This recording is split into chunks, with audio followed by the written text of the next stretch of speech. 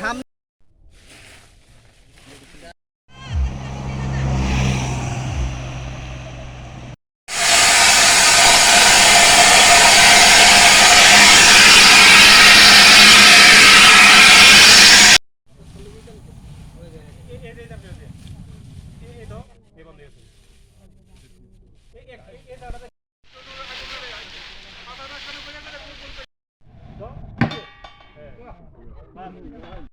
মানে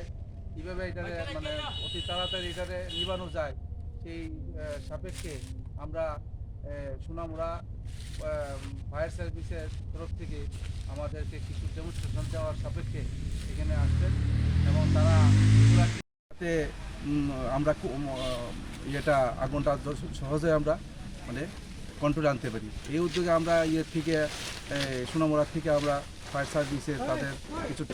ট্রেনিং তারা আছে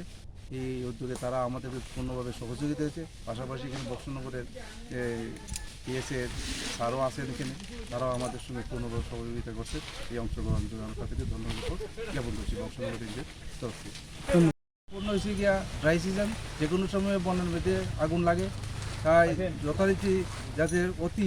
অল্প সময়ের মধ্যে বাগানটা নেবানো যায় সেই পদ্ধতি আমরা একটা অ্যাওয়ারনেস প্রোগ্রাম করছি। যে কেউ আয়া করলো আরে মুখের মা তোমার সই গাছটা তো খাইয়া লাইতেছে,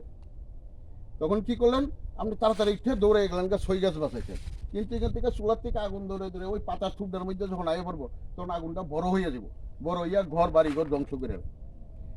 এই যে দেশটা এটারা আমরা বইয়ের ভাষা করে যে ফায়ার অফ কন্ট্রোল, আপনার যাবার সময় এই যে লেটটা আছে লেটটা কাটটা দিয়ে দেবেন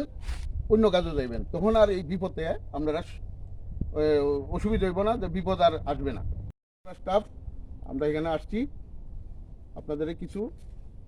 সতর্কমূলক কিছু কথাবার্তা করার জন্য।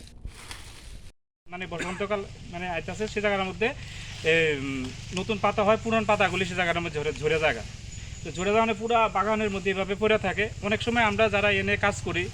অনেকে বিড়ি টিড়ি খাওয়ার একটা অভ্যাস থাকে, বা অনেকে দেখা যায়